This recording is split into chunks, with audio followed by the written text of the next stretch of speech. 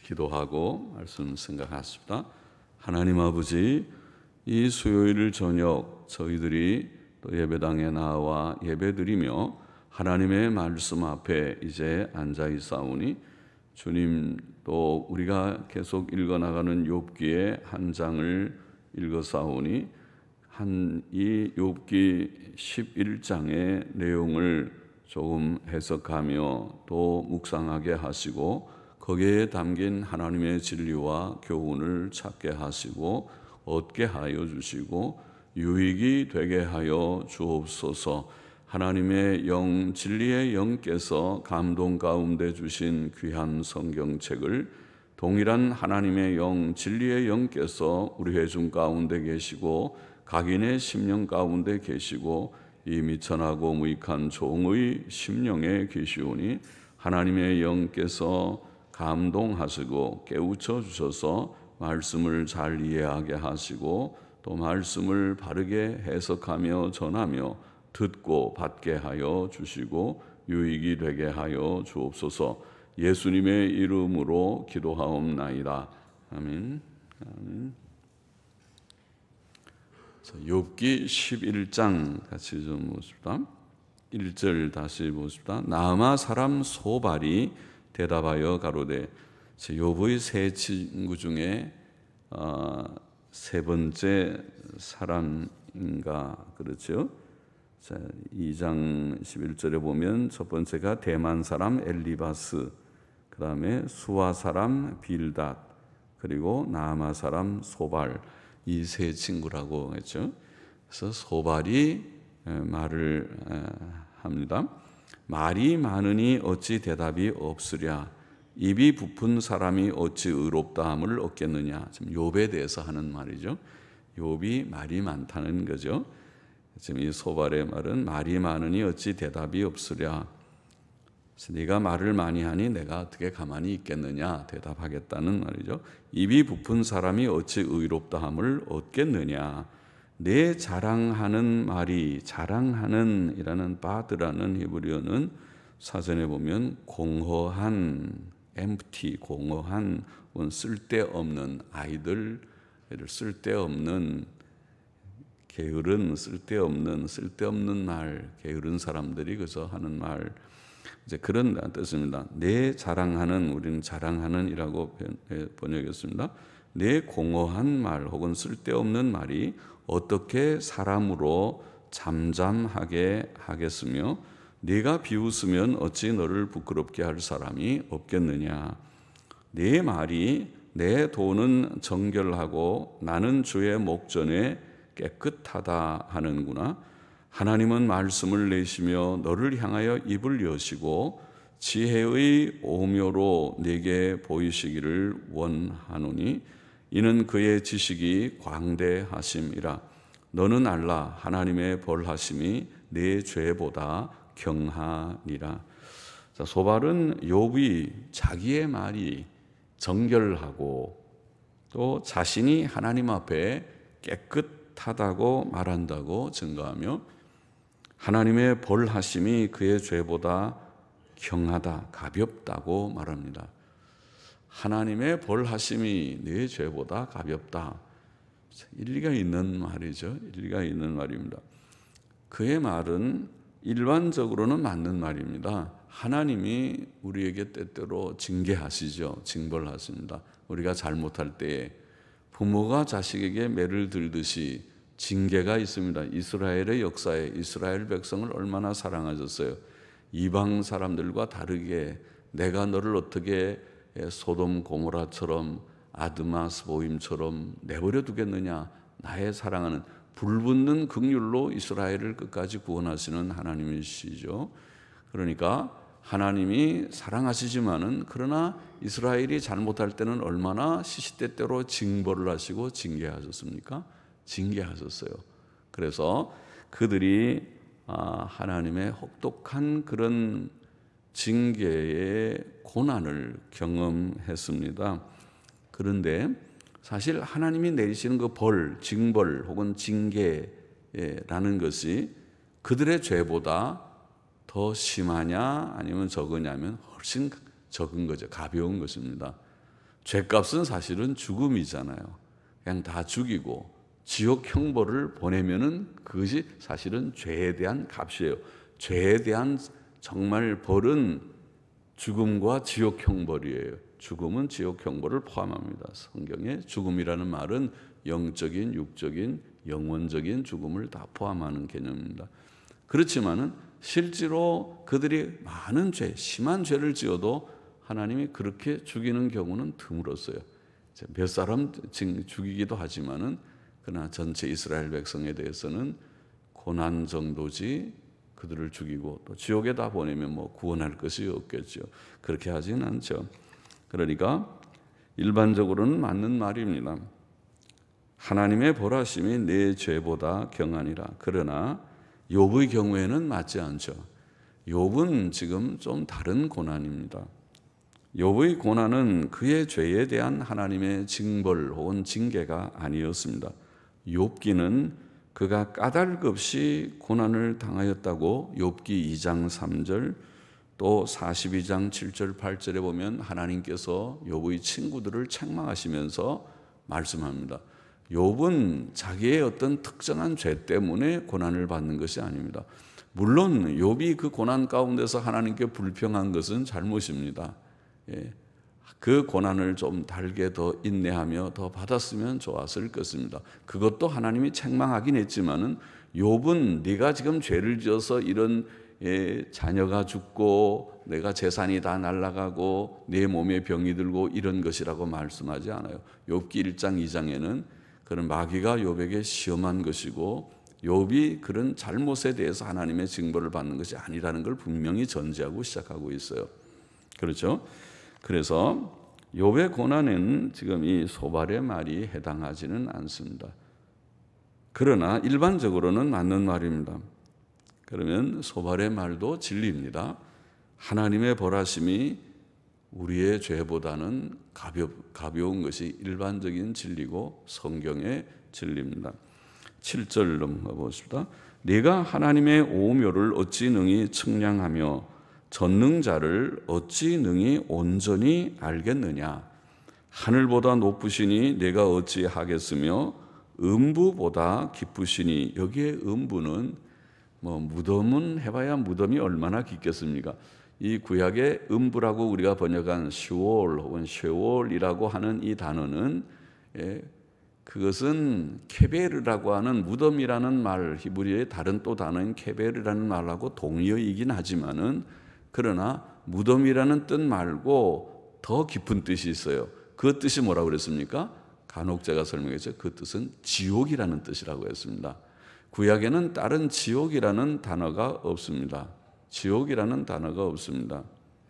그래서 이 쉐월이라는 말이 지옥이라는 말이 아니라면 구약 성경에는 지옥이라는 말이 없는 셈인데 그럴 수가 없죠. 구약이나 신약이나 그럴 수 없고 여기 보면 무덤보다 음부보다 깊다고 표현하는 것은 무덤 해봐야 무덤이 몇 메타 되겠어요. 그건 별로 깊질 않아요. 그죠?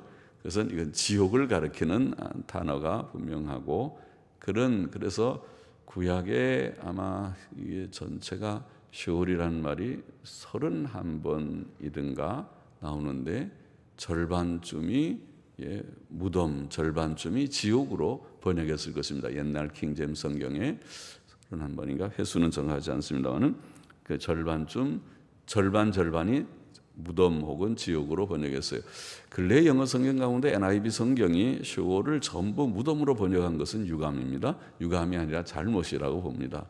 그것은 그들의 잘못된 어떤 신학적인 선입견을 가지고 그렇게 해석적인 번역을 한 것이라고 봅니다.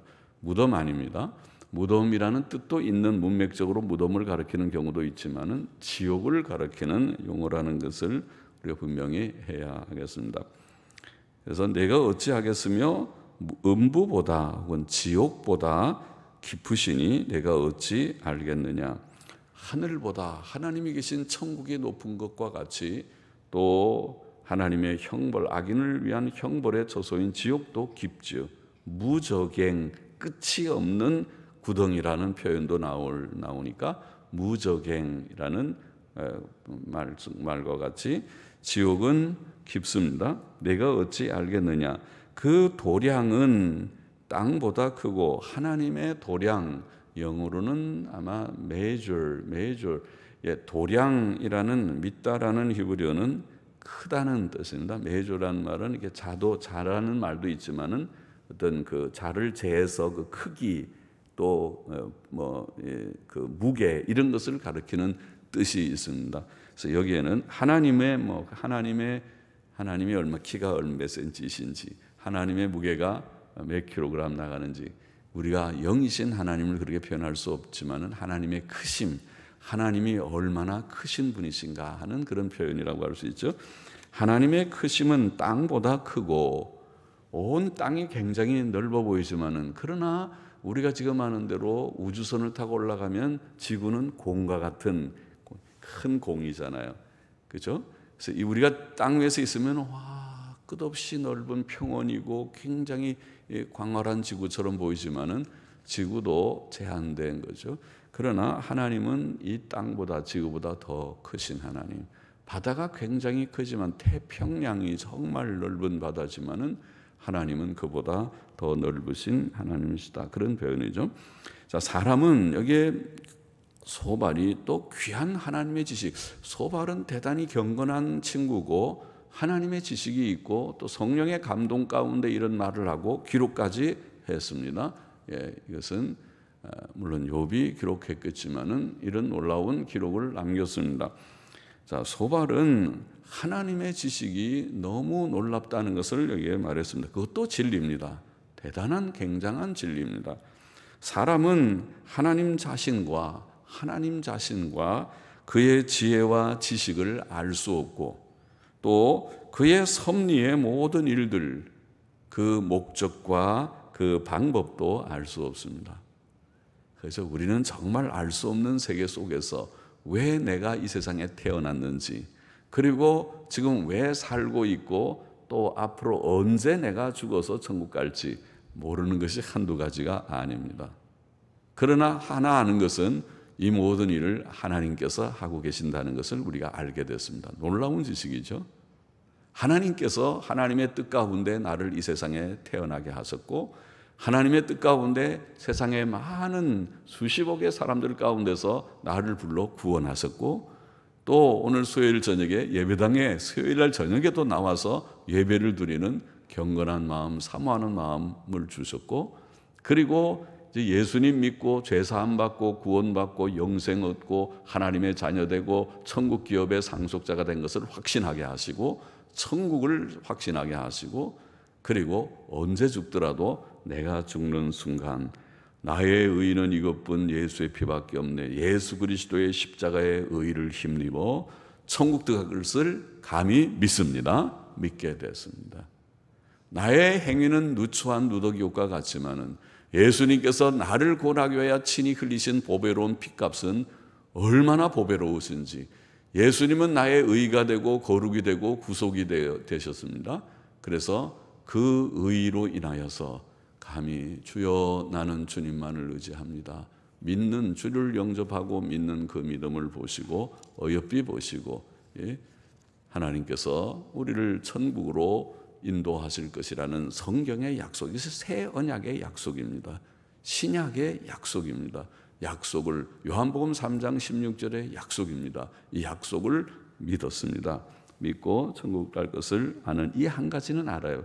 그렇지만은 우리가 모르는 것이 많은 세상 속에 살고 있고 지금도 살고 있죠. 내일 일은 난 몰라요 하는 그런 어떤 그 노래처럼 내일 일은 우리가 난 몰라요. 하루하루 그냥 살아요. 그렇죠? 내일 무슨 일이 일어날지, 또 한반도에 어떤 일이 예정되어 있는지 불안한 살얼음을 건듯이 정치적으로 사회적으로도 그렇지요. 그렇지만은 우리는 잘 살고 있습니다. 하나님을 의지하고 삽니다. 시편 145편 3절에 보면 여호와는 광대하시니, great, 영어로 great, 히브리 말로 가돌, 하나님은 광대하시다, 크시다, 위대하시다, 크게 찬양할 것이라. 그래서 하나님을 찬양할 때 조그맣게 하지 말고 우리 하나님 만세, 우리가 훌륭한 것에 대해서는 크게 하잖아요. 외치잖아요. 사람도 정치가들, 별로 시원치 않은 정치가들이지만은 그 앞에 이름을 부르면서 아무개 하면서 외치는 사람들이 있듯이, 우리가 하나님을 믿는다고 하면 하나님의 이름은 그 정치가 보도 못합니까? 우리 하나님 할렐루야 하고 큰 소리로 하나님께 찬송가를 내 목청을 돋워서 다해서 불러본다 하고 부를 수 있겠죠. 크게 찬양할 것이다. 그의 광대하심을 측량치 못하리로다. 하나님이 얼마나 크신지, 우리 하나님이 얼마나 크신지. 우리는 몇 센치, 160, 170cm, 몸무게는 50kg, 60kg, 70kg 딱 제한되어 있지만은 우리 하나님은 얼마나 크신 하나님이신지, 온 우주를 손으로 붙들고 계신, 지구를 지구공처럼 하나님의 손에 두고 섭리하시는, 이 온 우주를 창조하시고 홀로 다스리시는 섭리하시는 하나님은 얼마나 위대하신 하나님이신지, 얼마나 크신 하나님이신지, 내가 줄자를 가지고 하나님의 크기를, 체중계를 가지고 하나님의 무게를 감히 재어볼 수 없는, 그렇게 우리가 표현하기도 황공스러운 하나님은 위대하신 하나님이시다, 그런 표현이죠. 시편의 말씀. 전도서 3장 11절에 보면 하나님이 모든 것을 지으시되 때를 따라 아름답게 하셨고 또 사람으로 영혼을 사모하는 마음을 주셨느니라. 그러나 하나님의 하시는 일의 시종을 사람으로 측량할 수 없게 하셨도다. 하나님이 어떻게 일을 시작하시고 진행하시고 이루시는지 우리는 그저 가는 것이 많죠. 아까도 말한 대로 출생이 내 마음대로 된 것이 아니고 어느 날 부모님이 우리를 낳아주셨습니다. 그렇잖아요. 내가 오고 싶다고 온 것이 아니었습니다. 또 죽는 날도 나는 언제 죽을지 모르는데 아이고 그분이 그렇게 빨리 돌아가셨어요? 그렇게도 하고, 그렇게 우리는 어느 날 세상을 떠나갈 것입니다. 하나님의 하시는 일을 모르는 것이 많습니다. 하시는 일의 시종을 사람으로 측량할 수 없게 하셨도다. 전도서 8장 17절에 보면 하나님의 모든 행사를 살펴보니 해 아래서 하시는 이 일을 사람이 능히 깨달을 수 없도다. 사람이 아무리 애써 궁구할지라도 능히 깨닫지 못하나니 비록 지혜자가 아노라 할지라도 능히 깨닫지 못하리로다. 어떤 지혜자도 IQ가 어떻게 140, 150되는 사람이라 하더라도, 아주 좋은 대학에서 학박사 학위를 받은 자라 하더라도 알 수 없는 것이 하나님의 지식이다, 그렇게 표현한 것이죠. 로마서 11장 33절에 보면 깊도다 하나님의 지혜와 지식에 부요하며 그의 판단은 측량치 못할 것이며 그의 길은 찾지 못할 것이로다.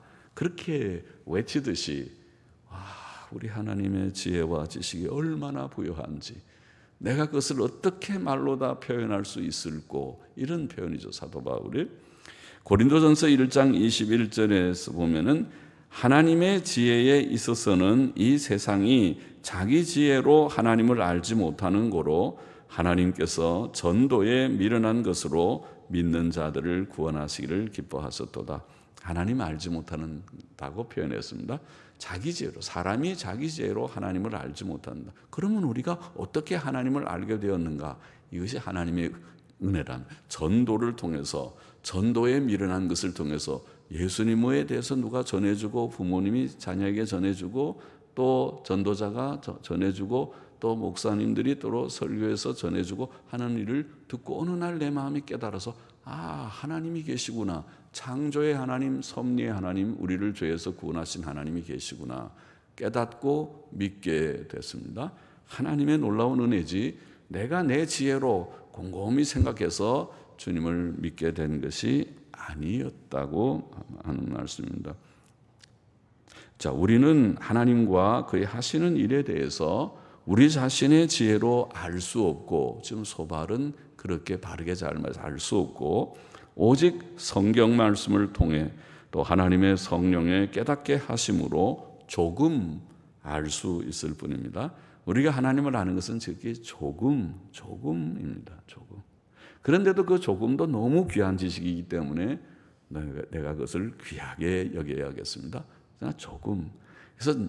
그래서 나는 다 알아요. 그런 말 하면 안 됩니다. 조금 알기 때문에 열심히 성경을 더 연구하고 기도하고 하면서 어떤 사람은 지식이 점점 자라서 풍성하게 주님과 교제하는 자가 있고, 어떤 사람은 성경을 안 읽고 지식이 없어서 아주 초등학생처럼 조금 막연하게 하나님에 대해서 조금 아는, 너무 조금 아는 사람이 있고 그러겠죠. 조금 차이가 있을 것입니다. 우리는 많은 지식을 갖는 그런 하나님에 대해서 부유한 자가 되어야 하겠습니다. 10절 보십시다. 하나님이 두루 다니시며 사람을 잡아 가두시고 개정하시면, 하나님, 이 무한하신 크신 위대하신 하나님께서는 주권적 섭리자이시라는 것을 소발은 말해요. 이것도 대단한 지식이에요. 주권적 섭리자이셔서 두루 다니시며 사람을 잡아 가두시고 개정하시면, 개정이라는 말은 법정을 여는 걸 개정이라고 하죠. 그러니까 하나님이 재판자가 되시고 불러다가 지금 재판하신다는 말입니다. 그럼 하나님은 주권적 섭리자요 재판자이시라는 말이죠. 개정하시면 누가 능히 막을 쏘냐. 하나님 보고 지금 법정을 열지 마시오, 또 재판을 하지 마시오, 당신은 재판장 자격이 없어, 그렇게 할 수 없다는 거죠. 하나님은 주권적 섭리자요 본인이 재판자이십니다. 창조자요 통치자요 왕이시요 주님이시요 또 심판자이십니다. 그가 하시는 일들을 아무도 막을 수 없습니다.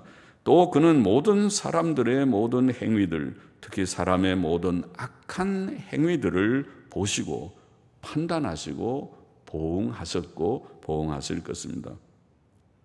그러나 들나귀 새끼가 사람으로 태어날 수 없듯이, 이게 보면 누가 막을 쏘냐. 하나님은 허망한 사람을 아시나니 악한 일은 상관치 않으시는 듯 하나 다 보시느니라. 허망한 사람은 지각이 없나니, 지각은 지혜라고 번역할 수도 있습니다. 허망한 사람은 지각, 지혜가 없나니 그 출생함이 들나귀 새끼 같으니라.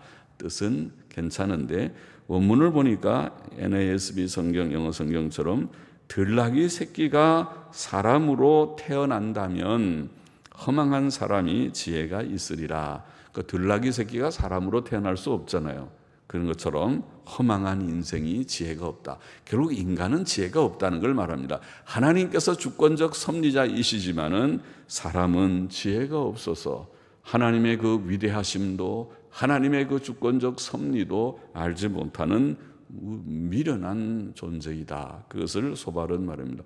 대단한 지식이죠. 소발이 욥만 훌륭한 줄 알았더니 친구들이 다 지식이 대단한 경건한 지식 말입니다. 대단한 분들이요. 13절 보십시다. 만일 네가 마음을 바로 정하고, 마음을 정한다는 말은 가다듬는 거죠. 마음을 가다듬고 준비하고 주를 향하여 손을 들 때에 하나님 좀 도와주세요 하고 기도하는 거죠. 주를 향하여 손을 들 때에 내 손에 죄악이 있거든. 보통 죄는 손으로 많이 짓지 않습니까? 이 손이 없으면 죄를 안 지을 것 같은데, 손이 없는 사람이면 죄를 많이 안 지을 것 같은데, 이 죄로, 이 손으로 도둑질하고, 이 손으로 남을 때리고, 이 손으로 나쁜 모든 일들을 행하고, 이 손이 문제죠. 손으로. 그래서 주님께서 내 손으로 죄를 지으면 오른손을 찍어버리라. 한 손을 가지고 영생에 들어가는 것이 두 손을 가지고 지옥불에 들어가는 것보다 낫다. 그런 말씀을 어제 하셨어요. 손으로 죄를 지으니까 내 눈이 너를 범죄하면 한 눈을 빼버리라. 애꾸 눈으로 천국 들어가는 것이 두 눈 가지고 시력이 좋아서 매일 나쁜 것을 보고 하면서 지옥 가는 것보다 낫다. 내 발이 너를 범죄하면 오른쪽 발을 잘라버려라. 한 발 가지고 천국 가는 것이 두 발 가지고 지옥 가는 것보다, 그렇게 주님 말씀하셨거든요. 손이 바로 죄가 짓는 아주 중요한 도구로 쓰이니까 그렇죠. 그래서 우리가 하나님 앞에 주여 하고 기도할 때에 내 손이 죄가 있으면 우리는 그것을 멀리 버리고 회개해야 한다. 소발은 잘 바르게 얘기하죠. 회개에 대해서. 손이 죄가 있으면 기도를 해도 소용이 없잖아요. 들어주지 않으신다는 말이죠. 그래서 손을 깨끗이 하라. 이 손을, 더러운 손을 씻고, 더러운 손을 씻듯이 하나님, 내 손이 더럽습니다. 하나님이여, 내가 또 잘못했습니다. 이 손으로 내가 하지 말아야 될 그런 악한 일을 했습니다. 이 손을 가지고 하나님 앞에 회개하고 기도해서 손을 씻듯이 깨끗하게 하라. 더러운 손을, 더러운 눈, 더러운 발을 우리가 하나님 앞에, 하나님 이건 잘라버려야 되는데 하나님 용서해 주십시오. 다시는 나쁜 데 안 가겠습니다. 다시는 나쁜 거 안 보겠습니다. 다시는 나쁜 짓 안 하겠습니다. 그렇게 기도하는 거죠. 그것이 깨끗하게 하는, 씻는 것입니다. 예수님의 피로 손을 씻고, 발을 씻고 하는 것입니다. 회개하라는 말이죠. 그렇게 하라. 또 우리는 여기에 보면은 만일 내가 마음을 바로 정하고 주를 향하여 손을 들 때 내 손에 죄악이 있거든 멀리 버리라. 불의로 내 장막에 거하지 못하게 하라. 손에 죄악이 있으면 버려야 되고 회개해야 되고, 또 불의가 내 장막이 뭡니까? 집이잖아요. 내 집에 죄악된 일이 있지 않게 하라. 그렇죠? 우리가 내 개인적으로, 가정적으로 바로 살아야 된다는 거죠. 내 개인이 하나님 앞에 바로 살고, 바로 살면 또 가정이 뭡니까? 부부가 사는 것이 가정이고, 그리고 거기에 자녀들이 출산해서 또 잘 양육받는 것이 가정입니다. 그게 가정이죠. 그러면 우리가 자신이 죄를 지으면 안 되고, 손이 깨끗해야 되고, 집이 깨끗해야 된다. 사람은 자기 집에서부터 바르게 해야 된다고 말하는 것이죠. 여러분, 성경에 아간이라고 하는 여호수아 7장에 나오는 아간은 자신이 멸망할 물건, 하나님께서 여리고성을 공격할 때에, 여리고성을 점령할 때 그 모든 것을 다 불태워라. 사람은 죽이고 짐승도 불태우고 은금 보물들도 다 불태워버리라고 했는데, 가보니까 좋은 게 너무 많아요. 그래서 좋은 거 거기에 외투도 한 벌 좀 훔치고, 금덩어리도 좀 몇 개 훔치고, 그래서 몰래 이거 좋은 건데 이걸 불태우니 아까워서 자 몰래 훔쳐갖고 자기 집에 장막에다 숨겨놨어요. 숨길 때 다 봤겠죠. 부인도 보고 여보 그거 안 되는데 그거 하지 말라고 그랬는데 왜 그걸 갖고 왔어? 그러니까 쉬쉬쉬, 이게 얼마나 비싼 건데 아무 말 하지만 내가 하는 대로도 이게 다 당신을 위하는 거고 우리 집을 내가 위해서 이렇게 하는 거지. 그래서 집에다 그걸 숨겼겠죠. 그런데 바로 그 일 때문에 아간과 그 온 가족이 멸망을 받았죠. 그것이 찬송가 가사에 나오는 아골골짜기입니다.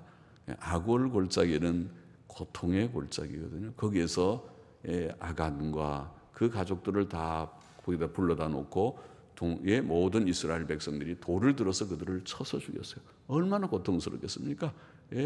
돌에 맞아 죽으면서 아프다고 아우성이면서 죽어가는, 피를 흘리고 죽어가는, 왜 죽였습니까? 이것이 지금 뭡니까? 우리가 여리고죠? 여리고성을 점령할 때에 그것을 하나님의 명령대로 하지 않아서 그 다음에 성인 아이성의 공격에서 그들이 실패하지 않았어요. 아이성을 공격하면서 많은 사람들이 죽었거든요.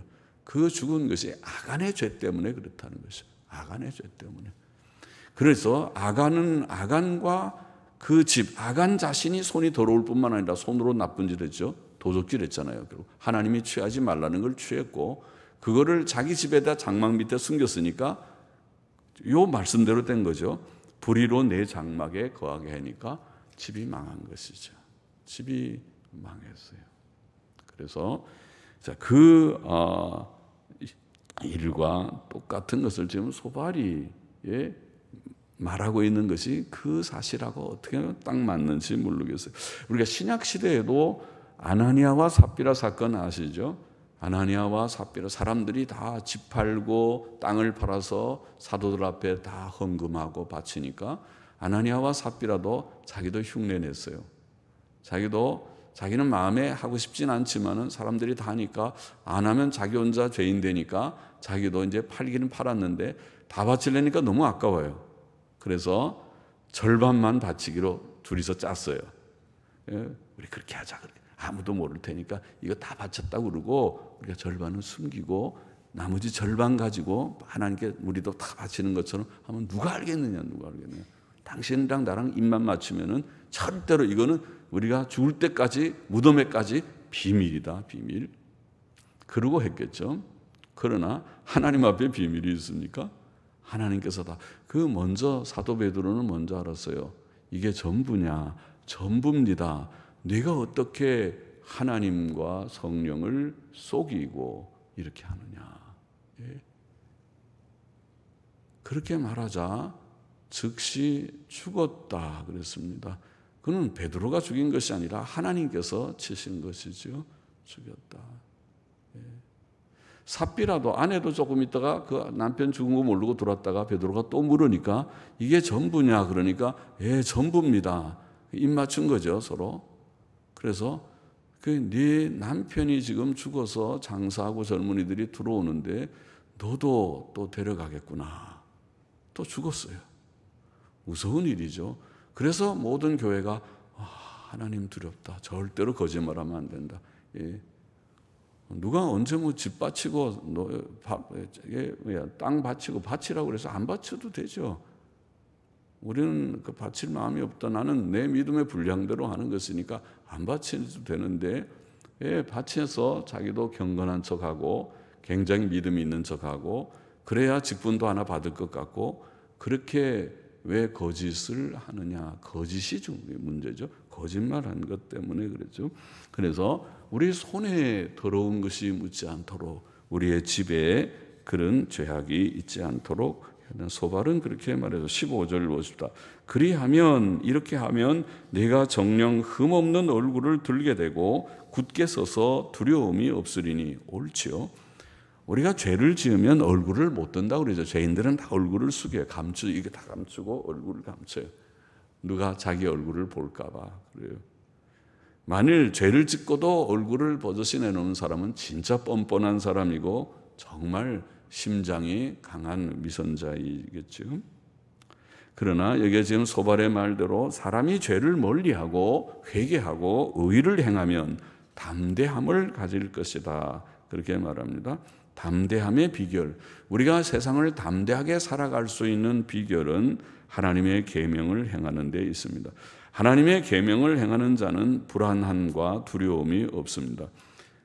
의를 행하는 자는 담대함이 있습니다. 잠언 28장 1절에 악인은 쫓아오는 자가 없어도 도망하나 아무도 안 쫓아오는데 계속 도망합니다. 문단속하고 걱정하고 너무 이제 지나치게 되면은 도청장치 얘기까지 나올지도 모르죠. 누가 우리를 엿보고 도청한다. 그게 되면 이제 아주 걱정이죠. 악인은 그렇게 하지만은 의인은 사자같이 담대하니라. 사자들이 그렇게 도망갑니까? 사자는 슬렁슬렁 접근해 오면은 무섭잖아요. 그처럼 담력이 있는 그런 사람이 된다는 표현이죠. 사자는 그 난폭한 짐승이니까 난폭하게 된다는 것이 아니라 담력이 있다는 것입니다. 우리가 세상을 살 때 담력을 가지고 사는 것은 필요하지 않습니까? 의인은 그렇게 된다. 요한일서 3장 21절에도 만일 우리 마음이 우리를 책망할 것이 없으면, 책망할 것이 없는 것이 계명 지킬 때죠. 책망할 것이 없으면 하나님 앞에서 담력을 얻는다고 되어 있습니다. 죄는 양심에 불안을 가져오지만 의인은 양심에 평안과 담대함을 줍니다. 16절 보십시다. 곧 내 환난을 잊을 것이라. 내가 추억할지라도 물이 흘러감 같을 것이며 내 생명의 날이 대낮보다 밝으리니 어두움이 있다 할지라도 아침과 같이 될 것이요. 자, 우리가 세상에 자기의 죄 때문에 환난을 당했다 하더라도 우리가 손을 깨끗이 하고 철저히 회개하고 하나님께 나아가면 하나님께서 환난에서 그를 건져주실 것이고 그러면 옛 환난을 다 잊어버리게 될 것이다. 내 환난을 잊을 것이다. 그것을 추억하려고 하더라도 물이 흘러감 같을 것이다. 그것은 마치 와디 강물이라고 제가 설명했죠. 비가 오면 막 강물이 흘러가지만은 비가 그치고 나면 다 말라버려서 마른 골짜기가 되듯이 언제 환난이 있었는지 알 수 없게 환난이 지나가고 지금은 평안이 찾아온다는 거죠. 언제? 죄를 버리고 우리가 회개할 때에, 죄를 버리고 의를 행하는 자에게 평안이 있다, 행복한 삶이 있다고 소발은 그렇게 말합니다. 이것도 대단한 귀한 진리가 맞습니다. 그의 생명의 날이 대낮보다 밝을 것이며 어두움이 있다 할지라도 아침과 같이 어두움이 지나고 동이 터오듯이 그가 평안의 동이 터오를 것이다. 18절 19절 네가 소망이 있으므로 든든할지며 두루 살펴보고 안전히 쉬리니 내가 누워도 두렵게 할 자가 없겠고 많은 사람이 내게 첨을 드리라. 첨이라는 말은, 첨을 드린다는 말은 호의를 구한다, 그런 뜻입니다. 호의를 구한다. 성도는 소망이 있습니다. 소망이 있다고 소발이 말합니다. 옳습니다. 하나님께서 우리의 소망이십니다. 하나님께서는 우리를 지키시고 도우시고 좋은 길로 인도하실 것을 우리는 믿고 소망합니다. 하나님이 소망입니다. 성도를 두렵게 할 자가 없고 도리어 그에게 호의를 구하는 자가 많을 것이라고 그렇게 말씀하고 있습니다. 20절 그러나 악한 자는 눈이 어두워서 도망할 곳을 찾지 못하리니, 도망을 쳐야 되겠는데 눈이 어두워서 도망할 곳도 찾지 못한다, 그렇게 표현했어요. 그의 소망은 기운이 끊침이라. 기운이 끊친다는 말은 죽는다는 말이죠. 잠언 10장 25절에 보면 회리바람이 지나가면 악인은 없어져도 의인은 영원한 기초 같으니라. 잠언 24장 16절에 보면 대저 의인은 7번 넘어질지라도 다시 일어나려니와 악인은 재앙으로 인하여 엎드러지느니라. 자, 오늘 욥기 11장을 우리가 읽어봤습니다. 몇 가지 교훈을 정리하고 마칩시다. 첫째로 하나님의 벌하심은 우리의 죄보다 가볍다. 그건 진리라고 했습니다. 하나님께서 자기 백성에게 내리시는 징계는 실상 그들의 죄보다 가볍습니다. 그러므로 우리는 하나님의 징계를 원망하거나 불평하지 말고 그것을 달게 받고 오직 하나님의 긍휼과 회복을 구해야 할 것입니다. 나의 행한 일에 비하면 징계는 아무것도 아님을 바로 깨달아야겠습니다. 둘째로 우리는 하나님을 다 알 수 없고 오직 성경에 근거하여 작은 지식을 가질 뿐이라는 사실도 우리가 생각했습니다. 하나님은 얼마나 크신 하나님인지, 그의 하시는 모든 일을 누가 측량할 수 있겠는가? 그러므로 우리는 하나님께 지혜를 구하며 그가 주신 성경을 읽고 배움으로써 하나님 알기를 힘써야겠습니다. 하나님을 얼마나 알고 계십니까? 조금이죠. 더 많이 알기를 원합니까? 그러면 성경을 열심히 읽으십시오. 셋째로 우리는 하나님을 섬기며 그에게 기도할 때 우리의 손에 죄가 없고 손이 깨끗해야 된다. 또 우리 집에 죄가 없어야 담대함을 얻을 것입니다. 하나님께서는 우리의 생각과 마음과 말과 행실을 다 아시기 때문에 우리가 죄를 품거나 우리 집에 죄가 있으면 우리의 양심을 불안하고 두렵게 하실 것입니다. 담대함을 잃어버릴 것입니다. 하나님께서 좋은 기도의 응답을 주실 수가 없습니다. 넷째로 죄는 불행과 재앙의 원인이지만 죄를 회개하고 의와 선을 행하는 자들에게 평강이 있다는 것도 그렇게 소발은 말하고 있습니다. 옳습니다. 그건 하나님의 성경의 중요한 한 진리죠. 하나님의 뜻은 우리가 모든 죄를 버리고 하나님의 계명을 따라 의와 선을 행하는 것이죠. 그때 하나님께서 참된 삶의 기쁨과 평안을 주실 것입니다. 여러분의 삶이 평안하기를 원합니다. 기쁨이 넘치기를 원합니다. 그러나 어떻게 기뻐하고 평안할 수 있습니까? 주님만 의지하고 또 주의 계명대로 의와 선을 힘써 행할 때입니다. 죄를 지으면 일시적으로는 무엇이 잘 될 수 있을지 몰라도 하나님께서 곧 악인에게 내리는 징벌을 피할 수 없을 것이기 때문입니다. 기도하십시다. 하나님 아버지, 하나님께서 우리에게 하시는 모든 일들을 깨닫고 열심히 말씀을 통해서 하나님의 지식을 더하고 또 하나님께서 주시는 고난의 현실을 달게 받으며 또 그 고난 가운데서 하나님 앞에 혹 부족한 것들을 깨닫고 회개하고 우리의 손을 깨끗하게 하고 우리의 집을 깨끗하게 함으로써 하나님 주시는 기쁨과 평안을 땅 위에서도 누리며 살다가 천국 가게 하여 주옵소서. 예수님의 이름으로 기도하옵나이다. 아멘. 아멘.